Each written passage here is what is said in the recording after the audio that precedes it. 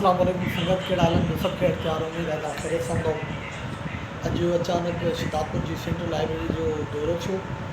उन लाइब्रेरी जॾहिं विज़िट थी ऐं काफ़ी बुक नवां आया नई इंकरेजमेंट थी आहे नयूं शयूं आयूं आहिनि त मूं चयो त तव्हां दोस्तनि खे हिन जी आगाही ॾिजे। बेसिकली नॉलेज जी जेके थर्ड्स हूंदी आहे या नॉलेज जेके घुरिज हूंदी आहे उहो अहिड़ियूं शयूं विज़िट करणु उनजो मनपसंदि हूंदो आहे ऐं उहो चाहींदो आहे त जंहिंखे मदब सां तालुक़ु रखिणो आहे जेको मदब जो शागिर्दु हूंदो आहे ऐं नावल पढ़ण जे वधीक हुनखे शौक़ु हूंदो आहे त हू अहिड़ियूं शयूं अहिड़ियूं जॻहियूं विज़िट करणु शुरू कंदो आहे। त ॻाल्हि करण जो मक़सदु इहो त पंहिंजी ज़िंदगीअ में सभ खां वधीक जेकॾहिं तव्हांखे कामयाबु थियणो आहे पहिरीं त पहिरीं पंहिंजे पाण खे उन शइ जे क़ाबिल ऐं लाइक़ु कयो।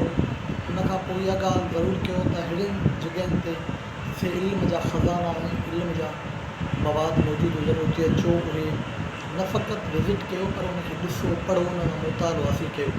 हीअ लाइब्रेरियूं भरियूं त पियूं आहिनि पर अचे केरु पवंदो अनफॉर्चुनेटली इन जे लाइ नथो अचे जो माण्हुनि में बुक पढ़ण जो रुझान हींअर वधी वियो आहे ऐं सोशल मीडिया ते हर को मोबाइल जे ज़रिए माना हर शइ पढ़े पियो।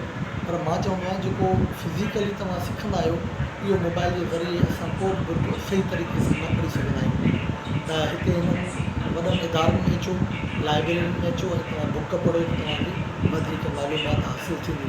शिदापुर जी लाइब्रेरी जेका आई आहे इन में अहिड़ा अहिड़ा बुक पियल आहिनि जो मां त ज़िंदगी में उहे किताब न हूंदा आहिनि न ॾिठा हुआ।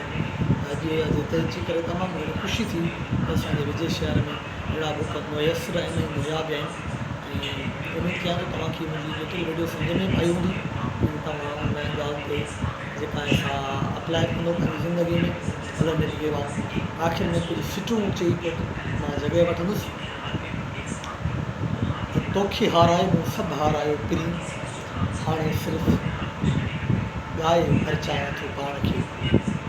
ॿियो शराइत हालात के कदमों में कलंदर नहीं गिरते टूटे हुए जो सितारे वो ज़मीन पर नहीं गिरते गिरते तो हैं बड़े शौक़ से समंदर में की दरिया लेकिन समंदर किसी दरिया में नहीं गिरता।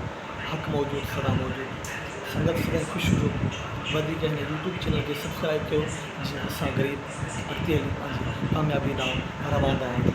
आमीन।